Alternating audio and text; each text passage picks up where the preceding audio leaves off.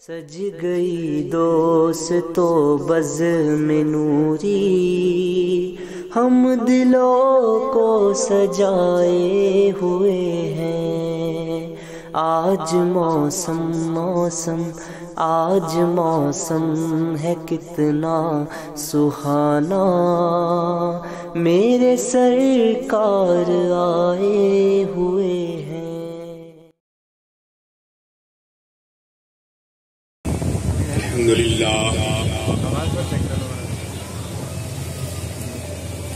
الحمد للہ الذی ہدانا سواء الطریق وجعل لنا التوفیق خیر رفیق،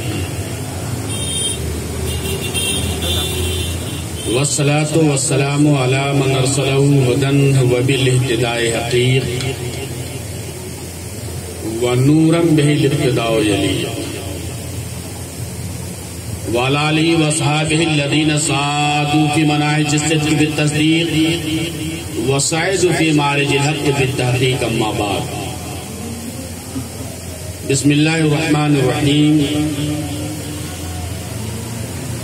قال النبی صلی اللہ علیہ وسلم: النکاح من سنتی فمن رغب عن سنتی فلیس منی۔ سب سے پہلے بارگاہ رسالت مآب صلی اللہ علیہ وسلم میں درود پاک کا ہدیہ پیش کریں اور پڑھیں۔ اللہم صلی علی سیدنا مولانا محمد معدن الجود والکرم وعلیہ بارک وسلم صلاۃ و سلام علیک یا رسول اللہ صلی اللہ تعالی علیہ وسلم۔ حسب عادت حمد پاک کے چند اشعار سماعت فرمائے۔ مالک ہے سب کا خالق، یکتا صفات تیری، مالک ہے سب کا خالق، یکتا صفات تیری، ہر عیب سے منزہ ہے پاک ذات تیری، ہے صبح و شام تیری، ہے دن و رات تیری، یا اللہ عز و جل، ہے صبح و شام تیری، ہے دن و رات تیری، کیا تعریف کر سکے گی یہ کائنات تیری۔ اور اپنا قلم چلا دے سیاہ پہ میرے یارب، اپنا قلم چلا دے سیاہ پہ میرے یارب، میری طرف بھی نگہ صد التفات تیری، اور ہم سب کو بخش دینا ناز و کرم سے اپنے، یا اللہ عز و جل ہم سب کو بخش دینا ناز و کرم سے اپنے، اعلیٰ ہے ذات تیری، اولیٰ ہے بات تیری۔ ایک مرتبہ درود پاک پڑھیں۔ اللہم صلی علی سیدنا مولانا محمد بارک وسلم صلاۃ و سلام علیک یا رسول اللہ صلی اللہ تعالی علیہ وسلم۔ وصول برکت کے لیے نعتیہ غزل کے بھی چند اشعار سماعت فرمائے۔ دشمنوں کا راہ میں کانٹے بچھانا یاد ہے، یا رسول اللہ دشمنوں کا راہ میں کانٹے بچھانا یاد ہے، گالیاں سن کر بھی تیرا مسکرانا یاد ہے، گالیاں سن کر بھی تیرا مسکرانا یاد ہے، چاند تو ٹکڑے ہوئے کیسے کہوں بے اختیار، یا رسول اللہ چاند کو ٹکڑے ہوئے کیسے کہوں بے اختیار، کنکروں سے آپ کا کلمہ پڑھانا یاد ہے، کنکروں سے آپ کا کلمہ پڑھانا یاد ہے، وزنی پتھر باندھ کر اپنے مبارک پیٹ، وزنی پتھر باندھ کر اپنے مبارک پیٹ پر، بھوکوں کو بھر پیٹ تیرا کھانا کھلانا یاد ہے، بھوکوں کو بھر پیٹ تیرا کھانا کھلانا یاد ہے، چاہے عربی ہو یا حبشی، چاہے رومی فارسی، چاہے عربی ہو یا حبشی، چاہے رومی فارسی، پیار سے سب کو گلے تیرا لگانا یاد ہے، پیار سے سب کو گلے تیرا لگانا یاد ہے۔ ایک مرتبہ درود پاک پڑھیں۔ اللہم صلی علی سیدنا مولانا محمد معدن الجود والکرم وعلیہ بارک وسلم صلاۃ و سلام علیک یا رسول اللہ صلی اللہ علیہ وسلم۔ میں نے بہت ہی مشہور و معروف حدیث مبارکہ کی تلاوت کیا،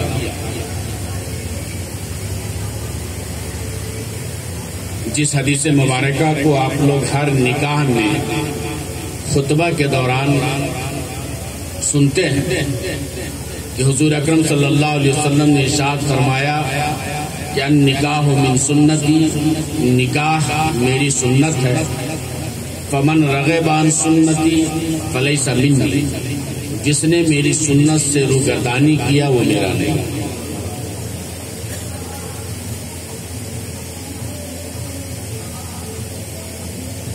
نکاح اس حدیث کے مفہوم سے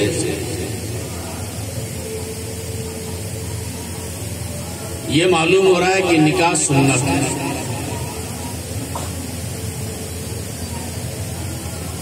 لیکن نکاح سنت کب ہے؟ نکاح سنت اس وقت ہے کہ جب کوئی اپنی عورت یعنی جس سے شادی کرے اس کے حقوق کی ادائیگی کر سکتا ہو، اس کی ضروریات کو پوری کر سکتا ہو، تو ایسے شخص کے لیے شادی کرنا سنت ہے۔ ورنہ شادی فرض بھی ہے، واجب بھی ہے، مکروہ بھی ہے، حرام بھی ہے۔ نکاح کرنا فرض بھی ہے، واجب بھی ہے، مکروہ بھی ہے اور حرام بھی ہے۔ واجب کیسے ہے؟ اگر کسی کو یہ اندیشہ ہو کہ اگر میں نکاح نہیں کروں گا تو مجھ سے گناہ سرزد ہو جائے گا،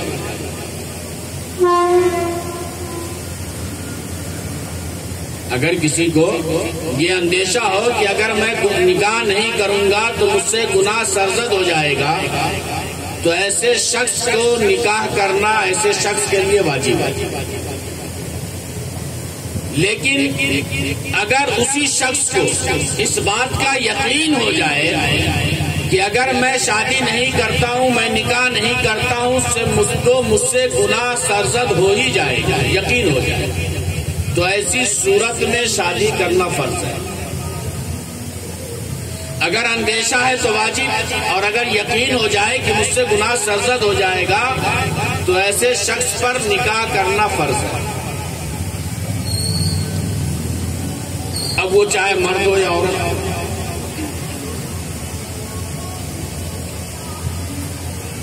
یہ تو ہو گئی واجب اور فرض کی صورت، لیکن نکاح کرنا مکروہ ہے۔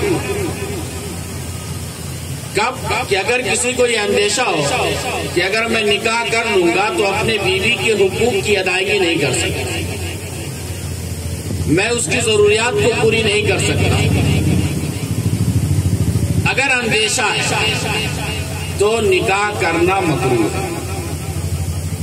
لیکن اگر اسے اس بات کا یقین ہو جائے کہ میں نکاح تو کر لوں گا لیکن اس کے حقوق کی ادائیگی نہیں کر سکتا، اس کے ضروریات کو پوری نہیں کر سکتا، تو ایسے شخص کے لیے نکاح کرنا حرام ہے۔ ایسے آج کی یہ محفل جناب پاپا بھائی کے مکان پہ رکھا گیا ہے، اور ان کے بچی کی شادی ہے۔ اللہ تبارک و تعالی ان کی بچی کی شادی کو بہت حسن خوبی انجام پذیر فرمائے۔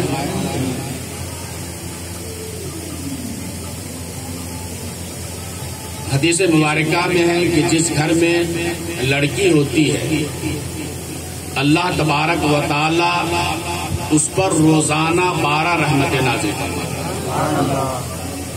جس گھر میں لڑکی ہوتی ہے اللہ تبارک و تعالی اس گھر میں روزانہ 12 رحمتیں نازل فرماتا ہے۔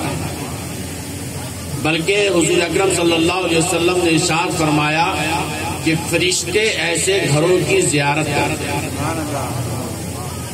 جس گھر میں لڑکیاں ہوتی ہے فرشتے ایسے گھروں کی زیارت کرتے ہیں۔ تو خوش نصیب وہ لوگ ہیں جن کو اللہ تبارک و تعالیٰ نے ایسی نعمت سے نوازا۔ یہ الگ بات ہے کہ آج معاشرے میں اور ہر زمانے میں جب حضور اکرم صلی اللہ علیہ وسلم دنیا میں تشریف لائے اور ابھی اعلان نبوت نہیں ہوا تھا، عورتوں پر ظلم، تشدد،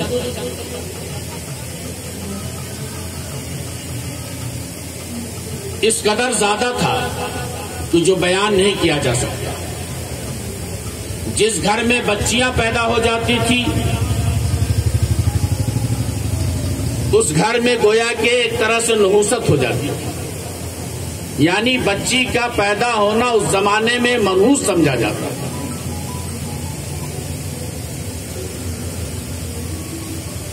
لوگ اپنے کو سسر کہلانے میں شرم محسوس کرتے ہیں، لوگ اپنے کو سالہ کہلانے میں شرم محسوس کرتے ہیں، لیکن جب حضور اکرم صلی اللہ علیہ وسلم نے اعلان نبوت کیا تو اسلام نے سب سے پہلے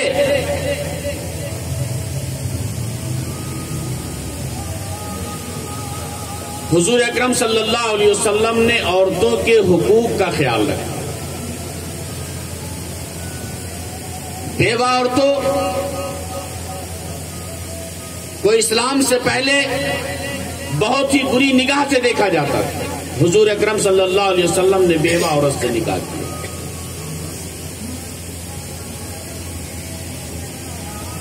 لڑکیاں لوگوں کے لیے زحمت، لیکن حضور اکرم صلی اللہ علیہ وسلم نے اپنی بیٹی حضرت فاطمہ الزہرا کا نکاح حضرت علی سے کیا۔ اسلام نے جو عورتوں کو عزت دیا ہے کسی مذہب نے نہیں کیا، اور آج لوگ اسلام پر اعتراض کرتے ہیں۔ جو لوگ اسلام پر اعتراض کرتے ہیں وہ اپنے مذاہب کو نہیں دیکھتے کہ ان کے مذہبوں میں عورتوں پر کس طرح ظلم کیا جاتا تھا۔ خود ہندوستان کی سرزمین پر اگر کسی کا شوہر ختم ہو جاتا تھا تو اس کی بیوی جو بیوہ ہو جاتی تھی اس کے شوہر کے ساتھ اسے بھی جلا دیا جاتا تھا۔ لیکن وہ لوگ آج مسلمان کی بیٹیوں پر، مسلمان کی عورتوں پر اعتراض کرتے ہیں، وہ اپنے گریبان میں جھانک کے نہیں دیکھتے کہ ان کے مذہب میں کس طرح کا ماحول تھا۔ یہ تو ہمارے نبی کے آنے کی برکت ہے کہ عورتوں کو جینے کی آزادی ملی، لیکن آج اس زمانے میں بھی کچھ لوگ عورتوں کو، لڑکیوں کو بوجھ سمجھتے ہیں۔ اس کی وجہ سب سے بڑی تو یہ ہے کہ دینی ماحول نہیں ہے، دینی تعلیم نہیں ہے۔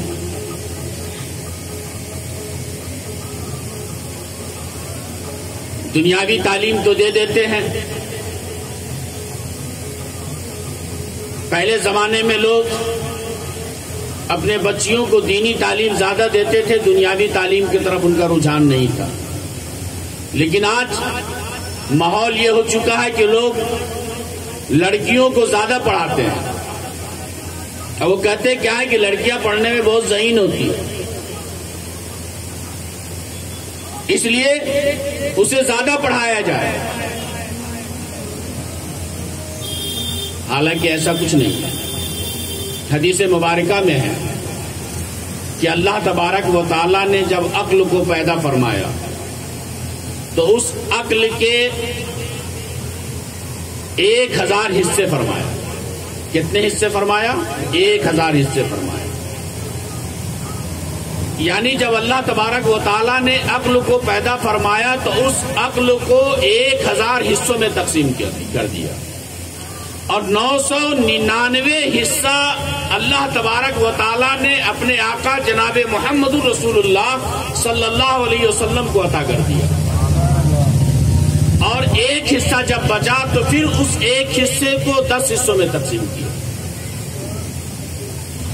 اور 9 حصے بقیہ انبیاء کرام اور اولیاء کرام کو دے دیا۔ حضور کے بعد جو انبیاء کرام تھے ان کو اللہ تبارک و تعالیٰ نے 9 حصے عطا کر دیا، پھر ایک حصہ بچا، اس ایک حصے کو پھر اللہ تبارک و تعالیٰ نے 10 حصوں میں تقسیم کیا۔ 9 حصے کو اللہ تبارک و تعالیٰ نے مردوں کو عطا کر دیا اور ایک حصہ عورتوں کو عطا کیا۔ تو آپ ذرا سوچئے کہ جس کے پاس زیادہ عقل ہے وہ کون ہے؟ وہ مرد ہے۔ چونکہ گھر کا ماحول صحیح نہیں ہوتا، بچے پہ لاپرواہی کرتے ہیں، لڑکا ہوتا ہے اس پہ دلار پیار زیادہ ہوتا ہے ماں باپ کا، بچے بگڑ جاتے ہیں، پڑھتے نہیں۔ لڑکیاں گھر میں رہتی ہیں، پڑھ لیتی ہیں تو وہ سوچتے ہیں کہ چلو بھائی اسی کو بڑھایا جائے۔ میں کبھی بھی تعلیم کی مخالفت نہیں کرتا کہ دنیاوی تعلیم نہ دے، بچوں کو دیں آپ، لیکن سب سے پہلے اسلامی تعلیم دیں۔ چونکہ اگر آپ اسلامی تعلیم نہیں دیں گے تو آپ کے بچے کس طرف چلے جائیں گے، آپ کی بچی کس طرف چلی جائے گی، اس کا اندازہ نہیں لگایا جا سکتا۔ اور آج تو عجب معاشرہ ہے، دین کا بھی لوگوں نے ایسا مذاق بنا لیا ہے کہ سیاست، جیسے کہ دین کو سیاست سمجھ لیا ہے۔ جیسے 5 بھائی ہوتے ہیں نا، ایک بھائی بی جے پی میں چلا گیا، ایک کانگریس میں چلا گیا، ایک بھائی کسی اور پارٹی میں چلا گیا، گونڈوانا میں چلا گیا، کوئی بہوجن پارٹی میں چلا گیا۔ اسی طرح آج ہماری قوم کے کچھ لوگ کہ اگر 5 بھائی ہیں تو ایک وہابی ہو گیا، ایک جماعت اسلامی میں چلا گیا، ایک سنی ہو گیا۔ یعنی دین کو بھی سیاست بنا لیا ہے۔ اس کی وجہ کیا ہے کہ دینی تعلیم نہیں ہے۔ اگر دینی تعلیم ہو تو اس طرح کی خرابیاں نہیں آئیں گی۔ اللہ تبارک و تعالیٰ نے ارشاد فرمایا الرجال قوامون علی النساء، کہ میں نے مردوں کو عورتوں پر حاکم بنایا۔ اور دوسری جگہ ارشاد باری تعالیٰ ہے عاشرہن بالمعروف، کہ عورتوں کے ساتھ نرمی سے پیش آؤ، عورتوں کے ساتھ نرمی سے پیش آؤ۔ حدیث مبارکہ میں ہے کہ عورتیں جو ہیں یہ حضرت آدم کے بائیں پسلی سے بنی ہیں، کہ جب حضرت آدم علیہ السلام کو اللہ تبارک و تعالیٰ نے وجود بخشا تو جنت میں حضرت آدم علیہ السلام ایک پہلے انسان تھے۔ چونکہ جنت میں سب نوری مخلوق، حضرت آدم پہلے انسان تھے۔ جب حضرت آدم علیہ السلام کو اللہ تبارک و تعالیٰ نے وجود بخشا تو جب یقینی بات ہے کہ جب انسان تنہا ہوگا وہاں پر جو مخلوقیں ہوں گی وہ انسانی مخلوق نہیں ہوگی،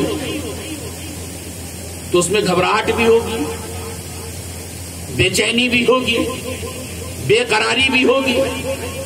مگر چونکہ حضرت آدم علیہ السلام کا جب مجسمہ تیار ہو گیا، حضرت آدم علیہ السلام کو جب زندگی مل گئی تو اللہ تبارک و تعالیٰ نے آپ کو بے شمار علوم سے نواز دیا تھا۔ اس بات کا بھی علم ہو چکا تھا کہ یہاں پہ کون سی مخلوق ہے۔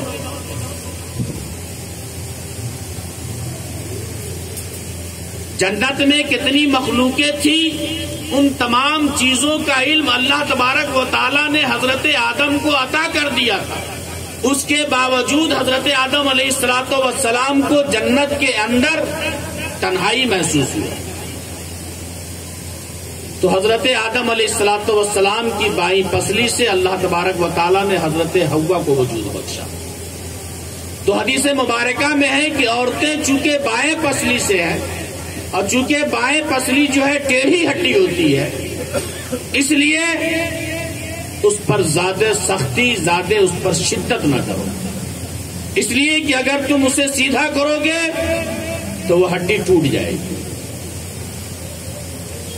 تو جہاں اللہ تبارک و تعالیٰ نے مردوں کو عورتوں پر حاکم بنایا ہے، وہیں عورتوں کو کے بارے میں یہ بھی اللہ نے کہا کہ ان کے ساتھ تم نرمی کا معاملہ پیش کرو۔ یہ الگ بات ہے کہ عورتوں کو نبوت تو نہیں ملی ہے لیکن ولایت ملی ہے۔ ایک حدیث مبارکہ میں ہے کہ اللہ تبارک و تعالی جو یہ دنیا کا نظام چلا رہا ہے نا، اس میں جو ابدال ہوتے ہیں، اب ہم لوگ تو ویسے ہیں ہی نہیں، آج تو لوگ کسی کو بھی کوئی ولی بنا دے رہا ہے، کسی کی بھی ولایت کا ڈنکا بجا دے رہے ہیں۔ اب مریدوں کا تو یہ حال ہے، اللہ رحم فرمائے کہ ایسی ایسی کرامتیں پیروں کی بیان کر رہے ہیں کہ لگتا ہے کہ اللہ تبارک و تعالیٰ نے انہیں کو ولایت عطا کر دیا۔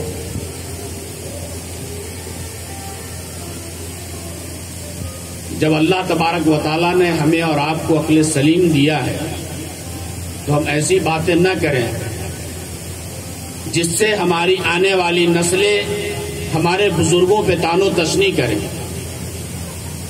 جھوٹی من گھڑت کہانیاں بنا کر کے کرامتیں بیان کر کے ہم لوگوں کے سامنے نہ پیش کریں جس سے ہمارے اکابر کی توہین ہو۔ تو میں یہ عرض کر رہا تھا کہ اللہ تبارک و تعالیٰ جو یہ دنیا کا نظام چلا رہا ہے یہ ابدالوں سے چلا رہا ہے۔ یہ الگ بات ہے کہ آج ہماری نظروں سے یہ ابدال پوشیدہ ہے، تو اس میں 40 ابدال مرد ہوتے ہیں اور 40 ابدال عورتیں ہوتی ہیں۔ 40 ابدال مرد ہوتے ہیں اور 40 ابدال عورتیں ہوتی ہیں۔ یہ دنیا کا جو نظام اللہ تبارک و تعالیٰ چلا رہا ہے اس میں مرد بھی ابدال ہوتے ہیں اور عورتیں بھی ابدال ہوتی ہیں، جس سے دنیا کا نظام چل رہا ہے۔ اس لیے ہمیں اور آپ کو چاہیے کہ عورتوں کو حقیر نہ سمجھیں۔ اللہ تبارک و تعالیٰ نے عورتوں کے بھی مقام کو بہت بلند کیا ہے۔ حضرت مریم کا مرتبہ، اللہ اکبر، وہ حضرت مریم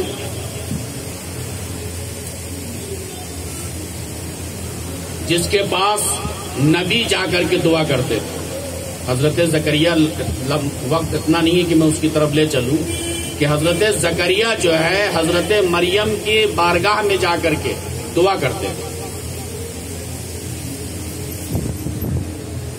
ایک نبی ولی کی بارگاہ میں جا کے دعا کرتے ہیں، ذرا سوچئے کہ حضرت مریم کا مقام کتنا بلند ہے۔ حضرت آسیہ پر جب فرعون نے ظلم و تشدد کیا تھا، ایک روایت میں یہ بھی ہے کہ اس کے ظلم و تشدد کا یہ عالم تھا کہ اس نے اس زمانے کے قصاب کو کہا تھا کہ حضرت آسیہ کی چمڑی کو کھینچ لے، اور حضرت آسیہ کی چمڑی کو کھینچ لیا گیا، لیکن انہیں درد کا احساس نہیں۔ کیوں؟ اس لیے کہ ان کی توجہ جو تھی حضرت آسیہ کی وہ صرف خدا کی طرف۔ تو ہمیں اور آپ کو چاہیے کہ عورتوں کو حقیر نہ سمجھیں، اور عورتوں کو بھی چاہیے کہ اپنے مردوں کا خیال رکھیں۔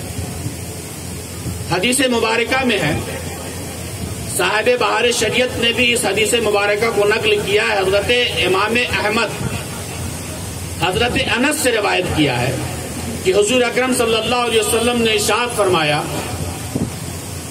کہ اگر غیر خدا کو سجدہ کرنا جائز ہوتا تو میں عورتوں کو حکم دیتا کہ وہ اپنے شوہر کو سجدہ کرے۔ اگر غیر خدا کا سجدہ کرنا جائز ہوتا تو میں عورتوں کو حکم دیتا کہ وہ اپنے شوہروں کو سجدہ کرے۔ اس کے بعد حضور اکرم صلی اللہ علیہ وسلم نے قسم کھا کر کے یہ کہا کہ میں اپنے رب کی قسم کھاتا ہوں کہ اگر کسی کے شوہر کے جسم میں زخم ہو جائے، کسی کے شوہر کے جسم میں، پورے جسم میں زخم ہو جائے اور اس زخم سے پیپ نکلے یا خون نکلے، اور عورت اگر اس پیپ یا خون کو چاٹ لے پھر بھی وہ اپنے شوہر کے حق کو ادا نہیں کر سکتی۔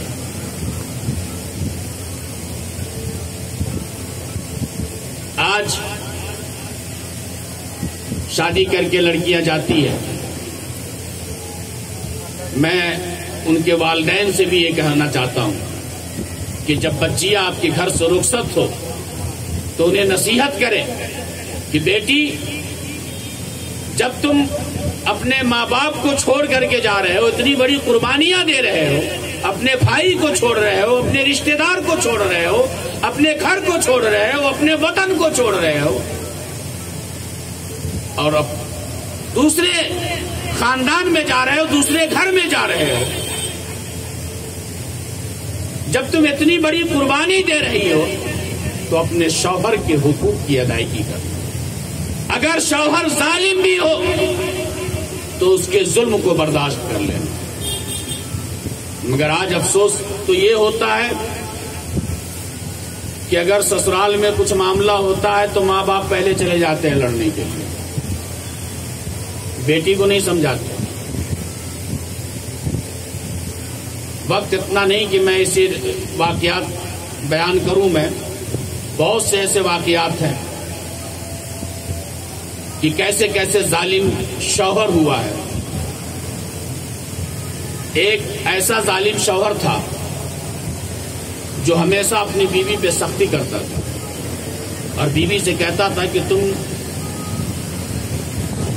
بغیر پوچھے مجھ سے کچھ نہیں کرنا، یہاں تک کہ اگر صدقہ و خیرات بھی کرنا ہو تو مجھ سے اجازت لے۔ بھائی، اگر شوہر کی دولت ہے تو اجازت لے گی عورت، لیکن اگر خود عورت کی دولت ہے تو شوہر سے کیوں اجازت لے گی؟ اگر عورت کے پاس اتنی دولت ہے کہ وہ زکوٰۃ نکال سکے تو عورت پر زکوٰۃ نکالنا فرض ہے، اسے شوہر کی اجازت کی ضرورت نہیں ہے۔ اگر اللہ تبارک و تعالیٰ نے عورت کو مال و دولت سے نوازا ہے تو وہ صدقات و خیرات شوہر سے پوچھ کے نہیں کرے گی۔ مگر ایک ظالم شوہر تھا، اس نے بیوی سے کہا کہ بغیر میری اجازت کے تم کوئی بھی صدقہ و خیرات نہ کرنا۔ ایک دن اس خاتون کے پاس ایک مجبور لاچار آیا اور کہا، خاتون، میں کئی دنوں سے بھوکا ہوں، پیاسا ہوں، پریشان ہوں، میرے پاس کچھ کھانے کا نہیں ہے، اگر کچھ صدقہ کر دو تو میں کچھ کھا پی لوں۔ اس خاتون کو ترس آیا، اس نے کچھ صدقہ کر دیا، اتفاق سے اس کا ظالم شوہر نے دیکھ لیا۔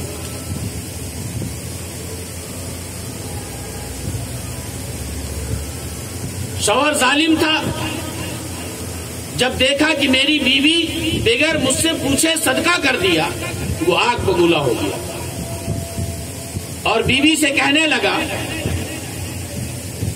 کہ تم نے بغیر میری اجازت کے صدقہ و خیرات کیسے کر دیا؟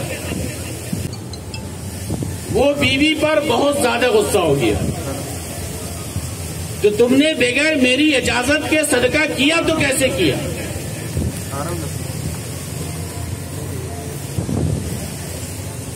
بیوی سے کہا کہ تم نے بغیر میری اجازت کے صدقہ و خیرات کیسے کر دیا؟ اس کی بیوی نے کہا کہ میں نے صدقہ و خیرات، میں ضرورت مند آیا، میں نے صدقہ و خیرات کر دیا۔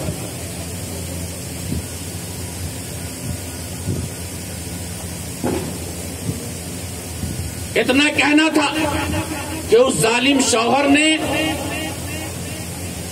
آگ روشن کروایا، تندور کے اندر آگ روشن کروایا، اور جب آگ روشن ہو گئی تو اس نے اس عورت کو اس آگ کے اندر ڈال دیا اور آگ میں ڈالنے کے بعد اس تندور کو ڈھک دیا۔ 3 دن کے بعد جب وہ ظالم شوہر تندور کو کھولتا ہے تو کیا دیکھتا ہے کہ جس عورت کو میں نے آگ میں ڈالا تھا وہ عورت اس میں مسکرا رہی ہے کھڑی ہو کر۔ تو میرے اسلامی بھائیوں، آپ سے گزارش یہ ہے کہ جب آپ اپنی بیٹی کو رخصت کریں تو بیٹی کو شے نہ دیں، انہیں شوہر کے حقوق کی ادائیگی کے بارے میں بتائے،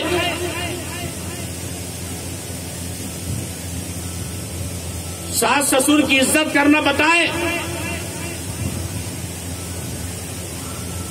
اپنے شوہر کی عزت کرنا بتائیں، یہ نہ بتائیں کہ گھر میں وہاں جب جانا تو تم دادا گیری کرنا۔ بہت سی جگہ میں فیصلے میں گیا اور مدھیہ پردیش میں تو طلاق کا بہت رواج ہے، چھوٹی چھوٹی باتوں پہ لے کر کے معاملہ اتنا بڑھ جاتا ہے کہ طلاق تک نوبت آ جاتی ہے۔ میں یہ نہیں کہتا کہ ہر جگہ ساس سسر صحیح ہی ہوتے ہیں، بہت سی جگہ جاؤ تو ساس سسر کی بھی غلطیاں ملتی ہے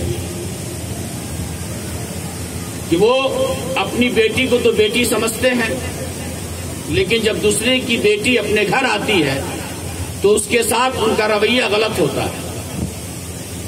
یہ میں دیکھتا ہوں اور سنتا بھی ہوں۔ تو ایسے ساس سسر کو بھی چاہیے کہ جس طرح تم اپنی بیٹی کو بیٹی سمجھتے ہو اسی طرح اپنے بیٹے کی بیوی کو بھی اپنی بیٹی سمجھو، اور بیٹیوں کو بھی چاہیے کہ جب تم اپنے سسرال جاؤ تو جس طرح تم اپنے ماں باپ کو عزت دیتے اسی طرح تم اپنے ساس سسر کو بھی عزت دو۔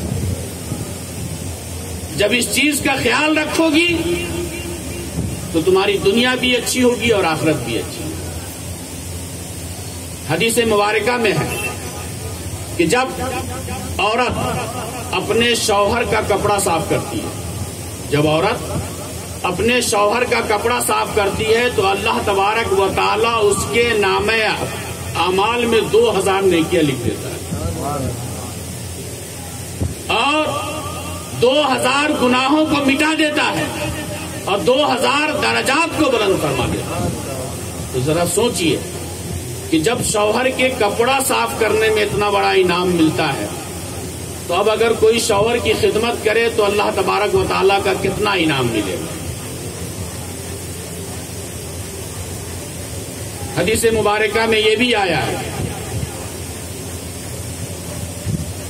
کہ مرد کو بھی چاہیے کہ عورتوں کا خیال رکھے، کہ جب کوئی مرد بازار سے سودا خرید کر لاتا ہے اور اپنی بیوی کی ضروریات کو پوری کرتا ہے تو اللہ تبارک و تعالیٰ اس پر نظر رحمت فرماتا ہے۔ جب اللہ اس پر نظر رحمت فرماتا ہے تو وہ عذاب کا مستحق نہیں ہوتا۔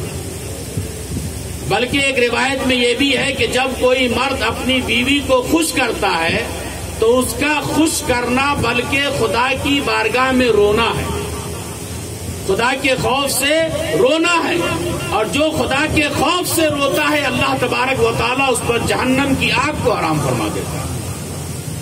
تو مردوں کو بھی چاہیے کہ عورتوں کا خیال رکھے اور عورتوں کو بھی چاہیے کہ اپنے مردوں کا خیال رکھے، شوہر کی عزت کرے، شوہر سے زبان درازی نہ کرے، ساس سسر سے زبان درازی نہ کرے، بڑوں کے ساتھ ان کا رویہ اچھا ہونا چاہیے۔ تو ہمارے لوگوں سے، لڑکی کے ماں باپ سے یہ گزارش ہے کہ جب آپ کی بیٹی رخصت ہو کے جائے تو اسے نصیحت کر کے بھیجیں کہ اگر سسرال میں کچھ تکلیف ہوتی ہے تو اسے برداشت کرو، نظر انداز کرو اور اس فیصلے کو خدا پر چھوڑ دو۔ جب اس فیصلے کو خدا پر چھوڑو گے تو اللہ تبارک و تعالیٰ تمہاری حفاظت کرے۔ یہ وصیت کر کے ہمیں چاہیے کہ اپنے ہم بچی کو رخصت کریں۔ النکاح من سنتی فمن رغب عن سنتی فلیس منی۔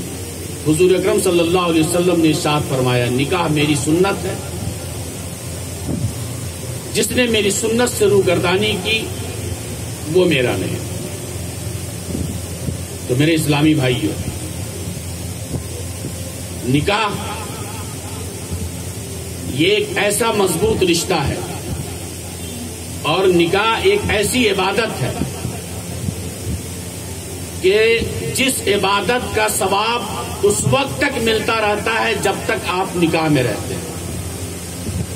آپ نے زکوٰۃ دیا، جتنے پیسے کی زکوٰۃ دیا اتنے ہی آپ کو ثواب ملا، جتنے ٹائم نماز پڑھا اتنے ہی ٹائم کی نماز کا آپ کو ثواب ملا، جتنا روزہ رکھا اتنے ہی روزے کا ثواب ملا۔ لیکن نکاح ایک ایسی عبادت ہے کہ جس عبادت میں جب تک آپ نکاح میں ہیں یعنی مان لیجیے آپ کی 80 سال کی عمر ہے اور 80 سال تک میاں بیوی دونوں زندہ ہیں، تو گویا کہ آپ 80 سال تک خدا کی عبادت کریں۔ تو نکاح ایک عبادت بھی ہے۔ جب اس نکاح کو آپ عبادت سمجھ کر کریں گے تو اللہ تبارک و تعالی اس کا ثواب آپ کو عطا کرتا رہے۔ تو ضرورت اس بات کی ہے کہ ہم اپنے بچوں اور بچیوں کو دینی تعلیم دیں، بڑوں کی تعظیم کرنا سکھائیں، چھوٹوں پہ شفقت کرنا سکھائیں، سسرال میں کس طرح زندگی گزارنی ہے وہ سکھائیں، لڑکا ہے تو اسے بھی سکھائیں کہ وہ بھی اپنے ساس سسر کی عزت کرے۔ ایسا نہیں ہے کہ صرف دلہن پہ ہے کہ وہ اپنے ساس سسر کی عزت کرے، شوہر پہ بھی ضروری ہے کہ وہ اپنے ساس سسر کی عزت کرے۔ ساس کا ایک ایسا رشتہ ہو جاتا ہے کہ جس طرح ماں حرام ہوتی ہے نا، ویسی ساس بھی حرام ہوتی ہے۔ بھائی ماں سے نکاح کرنا حرام ہے کہ نہیں؟ اسی طرح ساس سے بھی نکاح کرنا حرام ہے۔ تو جب اس معاملے میں دونوں برابر ہیں تو ہمیں چاہیے کہ جس طرح ہم اپنے ماں باپ کی عزت کرتے ہیں اسی طرح ہمارے نوجوانوں کو چاہیے کہ اپنے ساس سسر کی بھی عزت اسی طرح کریں۔ یہ نہیں کہ ساس سسر پہ لان تان کرے، ساس سسر کا مذاق اڑائے۔ جس طرح تم پہ ماں باپ کی عزت ضروری ہے اسی طرح ساس سسر کی بھی عزت ضروری ہے۔ تو جس طرح لڑکیوں پر ضروری ہے کہ وہ اپنے ساس سسر کی عزت کرے، اسی طرح لڑکوں پہ بھی ضروری ہے کہ وہ اپنے ساس سسر کی عزت کرے۔ اگر اس طرح کا ماحول رہے گا تو گھر میں خرابیاں نہیں ہوگی۔ تو میرے اسلامی بھائیوں، بس اس مختصر سی تقریر میں گزارش یہی ہے کہ آپ بچے کی شادی ہو تو بچوں کو نصیحت کریں، بچی کی شادی ہو تو بچیوں کو نصیحت کریں۔ یہ نہ کہ آپ شے دے دیں، اسے بھڑکا کر کے بھیجیں کہ سسرال جانا تو اپنے ہی میں رہنا۔ اس طرح کی ذہنیت بالکل ہرگز نہ دیں۔ تارے فدا نثار ماں قدموں میں آفتاب ہے، تارے فدا نثار ماں قدموں میں آفتاب ہے۔ یا رسول اللہ کون بھلا نہ آپ کے جلووں سے فیض یاب ہے۔ کیسے ہیں انبیاء میں آپ، ایسے ہیں انبیاء میں آپ، پھولوں میں جیسے خوشنما، جانے چمن گلاب ہے وہ معلوم ہے۔